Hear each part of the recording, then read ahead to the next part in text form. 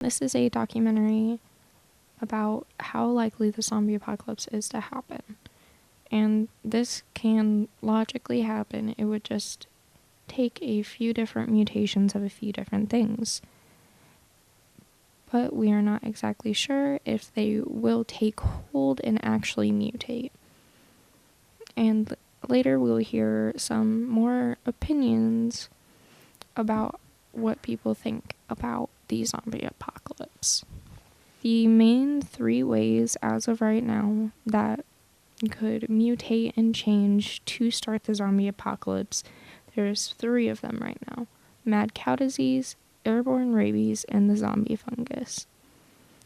First, mad cow disease, it affects the cow's brain and slowly deteriorates, which causes their bodily movements to slowly get worse and worse. But all this would take is one mutation to be able to hold into humans, and all it would take is for one human to bite, attack, scratch, just basically get the virus to another person, and it would spread like wildfire. Next one is airborne rabies. Airborne rabies was found by a few scientists when they were exploring a cave, a bat cave to be more specific, and basically all of the feces from these bats, it gave off the virus of rabies, and it basically became airborne. And when inhaling it for so long, these scientists began to go basically savage and run out of the cave and basically just run wild. But all it would take is one or a few mutations for it to flow through the air and actually get a hold of humans. And lastly, the zombie fungus. The zombie fungus is something that mainly affects insects at the moment, so it might take more than one mutation, but it can still be a huge possibility. This fungus will put off spores. These spores get basically inhaled by these said insects. These spores are around the host of this fungus. But what happens is the ant gets the spore into its system. This fungus will start growing in its brain, eventually taking over its brain, muscles, and limbs, and basically telling it where to move, walk, what to eat, where to go. Unfortunately, when that body has no more purpose, it will basically choose a spot where the fungus knows that it will produce and put off more spores to infect more insects, such as ants. The infected ants who are about to die, and the fungus will sprout out of their body. This fungus controls them and tells them to go closer to the ant hills so it can infect the entire ant colony. And if this gets out into humans, it would basically be the same thing. Just one person can infect thousands of people.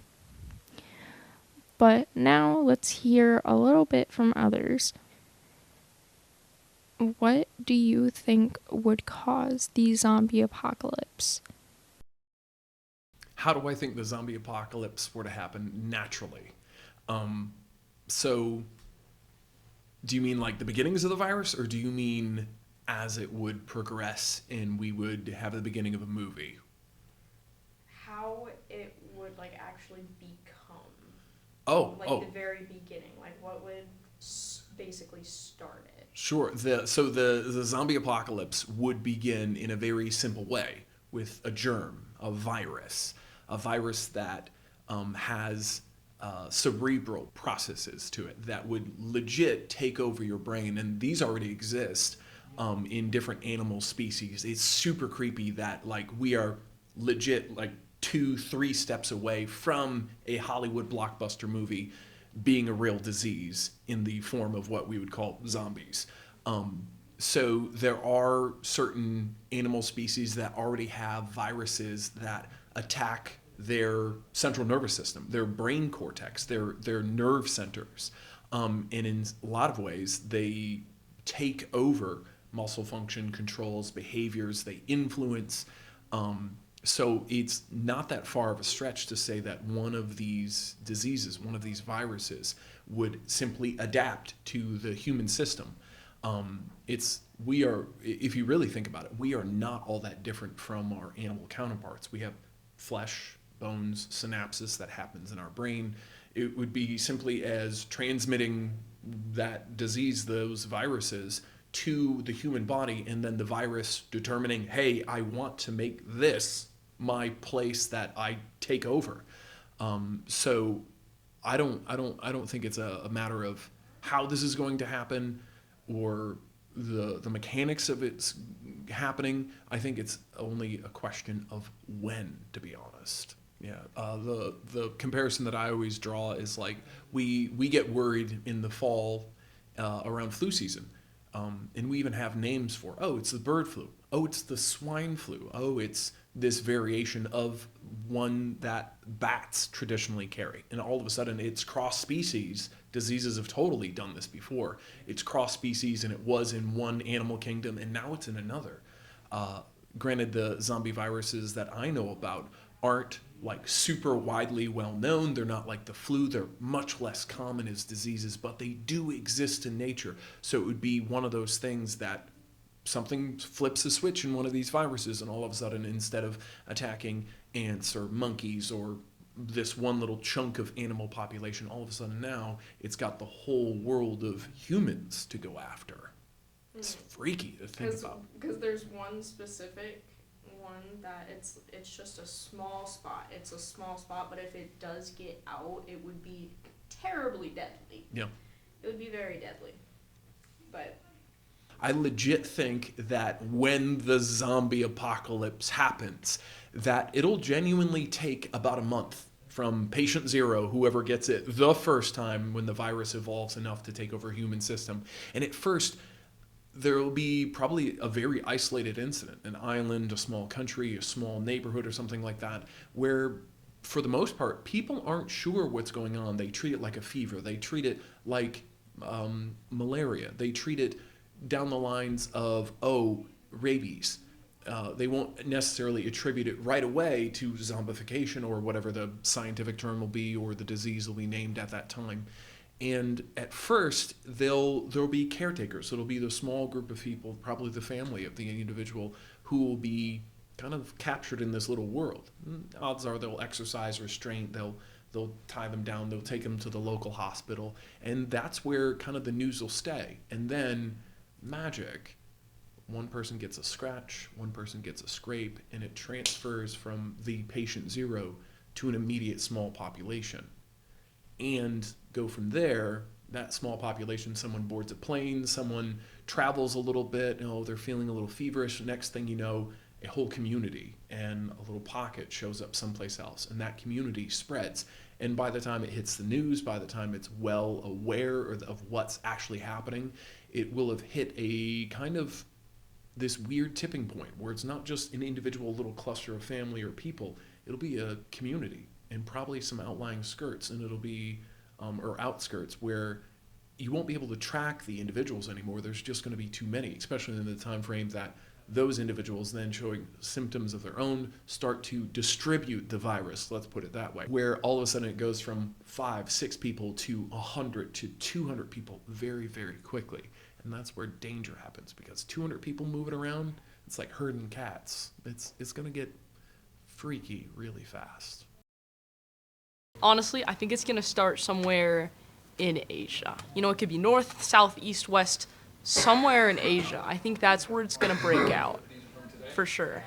I feel like either somebody's going to eat a bat, or somebody's going to be messing around in a lab over there, and it's going to start. That's what I'm thinking.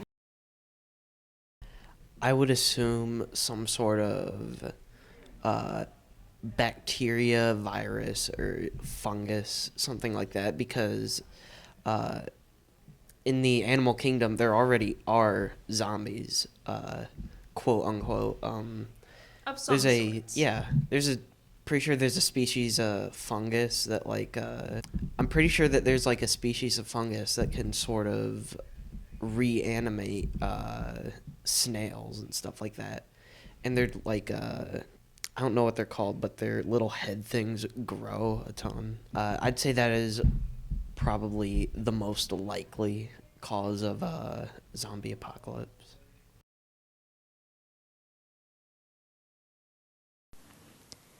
And next question is, what is the absolute first thing that you are going to do once you figure out the zombie apocalypse is actually happening? So first thing I'm doing, me and a couple of my college friends actually have a pact where when it happens, we just send each other a text message, just the letter Z. That's number one thing. When it comes to how am I taking action to protect myself and my family, I do live in Fort Wayne, a major metropolis, probably one of the best case scenarios for the zombie virus to survive is to get into a major metropolis, a major center of population where there's just people all over. It's their food supply. Think about it that way. I would want to isolate. I would want to go to my hometown area where people are spread out, where there's lots of country life, where you and your nearest neighbors are miles away, where you know if someone's coming to visit you well in advance because there's a dirt cloud coming up in your driveway. That would be my step number 2. Call all my friends and say, hey fellas, let's move to Greenland. Where are the zombies right now? Are they all over the world? Are they all concentrated in one place? If said place is like, if I'm in America and the first zombies are out in like Russia or China or something like that, I'd probably be in less of a rush than if, they were actively coming at me. Actively banging on the walls of your house. Yeah. I would probably stock up on things, non-perishable food, probably also weapons, and even though it is usually things like, you usually think of things like guns, stuff like that, if that makes a noise and alerts zombies or whatever, I would probably go for things like bats or knives or stuff that can kind of be wielded by like anyone, really. And then I would probably also decide to gather around with other people, power in numbers, that sort of thing. Now, would these people be your friends, or would they just be random people that are like going down the street looking for help? Or is it anybody? Anyone, a bit of both. It would really be, all of humanity versus all of zombies. Even if, it's someone I don't know, I'd say a lot of that kind of gets thrown out the window in a near-death situation. And also with the gathering people, you would kind of, I'd say, still need to have a semblance of knowledge, like laws and stuff like that, because after, if you do ever get past the zombie apocalypse, you'd have to rebuild kind of the entirety of the world, laws and stuff like that. I'd say also like keep books and stuff like that. Not too much to weigh you down, but enough to store knowledge. Maybe like make a stash and not like stay there, but like visit there every so often. I'd also say I'd have to look out for, other people too, because, with that, I'd say pretty much all laws would be thrown out the window after like maybe like a week or so. Another thing that I would what I would do would depend on is how bad are the zombies? Can these guys just shuffle? Are they sprinting? Are there zombie animals? Because if these zombies are like full on sprinting at me like an animal, I do not think I have a good chance.